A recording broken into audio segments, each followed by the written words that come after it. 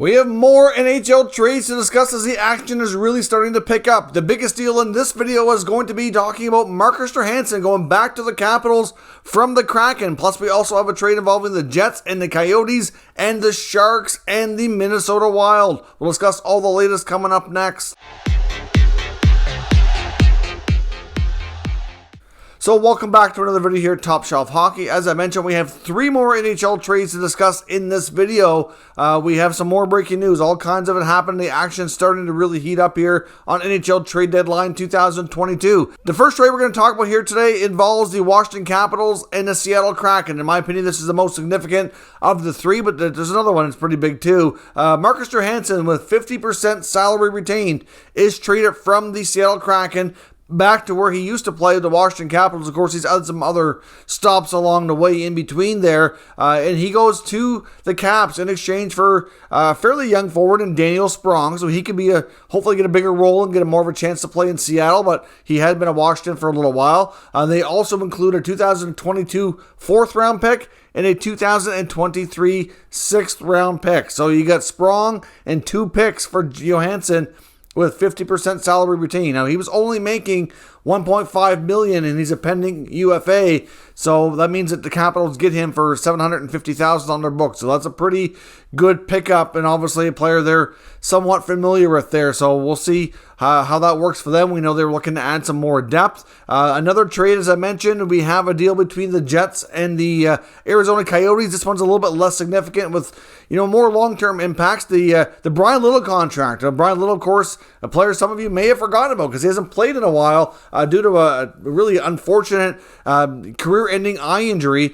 So Little still has some term on that contract. He's been on LTIR for a long time. The Jets moved that contract to the Arizona Coyotes, who, of course, we know need contracts, including players who are on LTIR, who they can not necessarily need to use that with for next year and beyond, to help get them to the salary cap floor as they really tear this roster down while they move into ASU and go through their transition phase while they await their new arena. So they'll take on the Brian Little contract. They also get Nathan Smith for their efforts, and they give a 4th round pick back to the Winnipeg Jets. So again, nothing too significant there. That's more of an impact trade for later on. But we're likely going to see them maybe even pick up the Shea contract from Montreal as well. That's another real strong possibility. But another fairly significant trade, we saw the Minnesota Wild pick up former Vezina Trophy winning goalie Marc-Andre Fleury, and they're now trading another goalie out, which we did talk about in that video as well. A younger goalie who's, I guess you could say, failed to take the next steps. But Kahkonen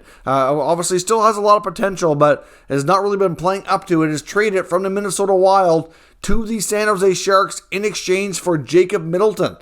So Jacob Middleton is a fairly cheap but yet physical kind of beef defenseman back there. Not going to get much in the way of offense, but he's physical, can clear the front of the net.